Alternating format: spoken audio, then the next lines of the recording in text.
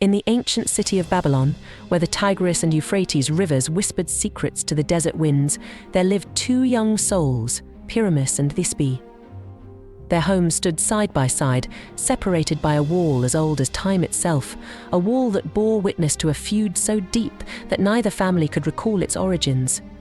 Yet, amidst this hatred, love blossomed, a love so fierce and pure that it defied the very barriers erected to keep it apart.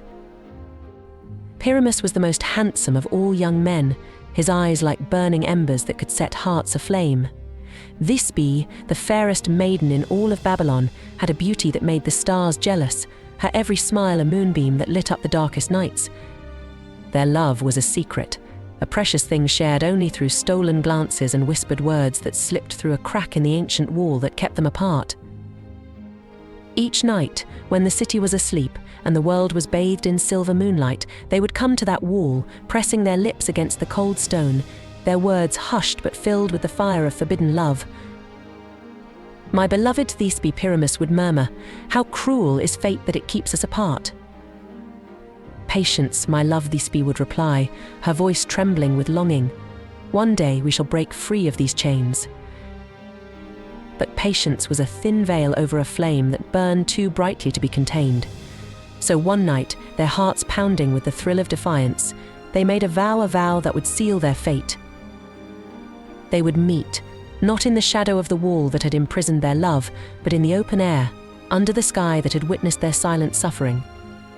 The place they chose was the tomb of Ninus, a sacred place where spirits walked, and beneath a towering mulberry tree whose berries were as white as the full moon. As the midnight hour approached, Thisbe, her heart a wild drumbeat in her chest, slipped from her home. She moved like a shadow through the streets, her every step a silent rebellion against the forces that sought to keep her from her love.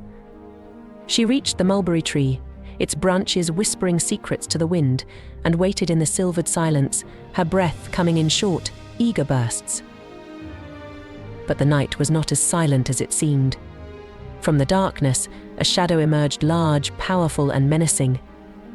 A lioness, her jaws still stained with the blood of her recent kill, came to quench her thirst at the nearby spring.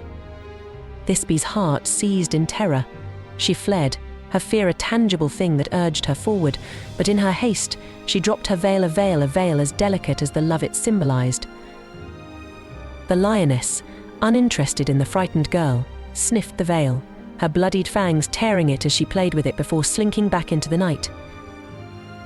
Moments later, Pyramus arrived, his heart soaring with anticipation, ready to embrace the love that had been denied him for so long. But as he reached the mulberry tree, the sight that met his eyes drove a dagger of despair into his soul.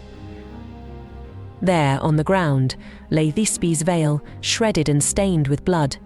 His mind raced with visions of horror, visions of his beloved torn apart by the savage beast whose tracks still marked the earth. The world seemed to close in around him, the air thick with the weight of his grief. No, he whispered, his voice breaking as he clutched the bloodied veil to his chest. "Thisbe, my love, what have I done?" Overcome with sorrow and guilt, believing that he had led his beloved to her doom, Pyramus drew his sword, its blade gleaming coldly in the moonlight.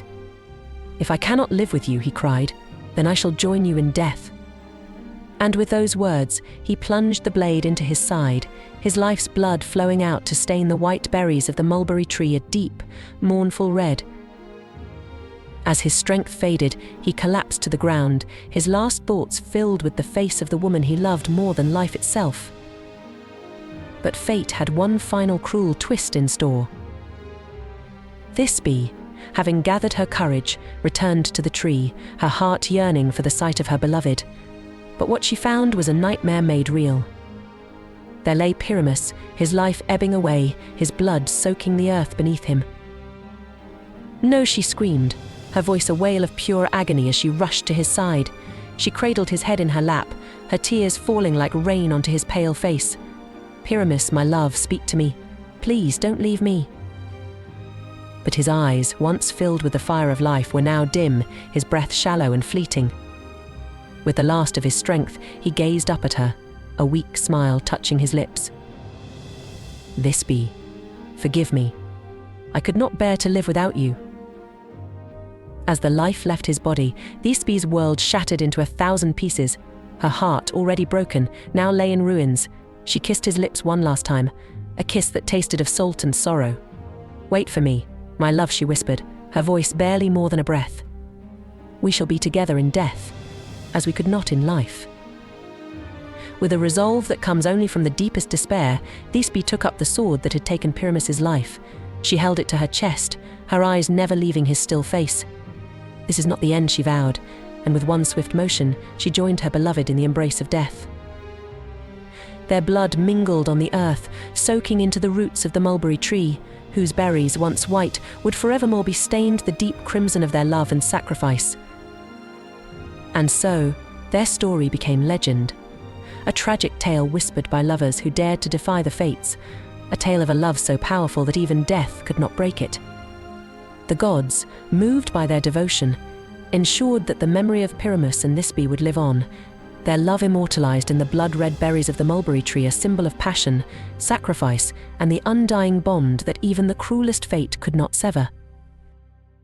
Thus ends the tale of Pyramus and Thisbe, a love written in the stars and sealed in blood, a reminder that even in the face of death, love endures.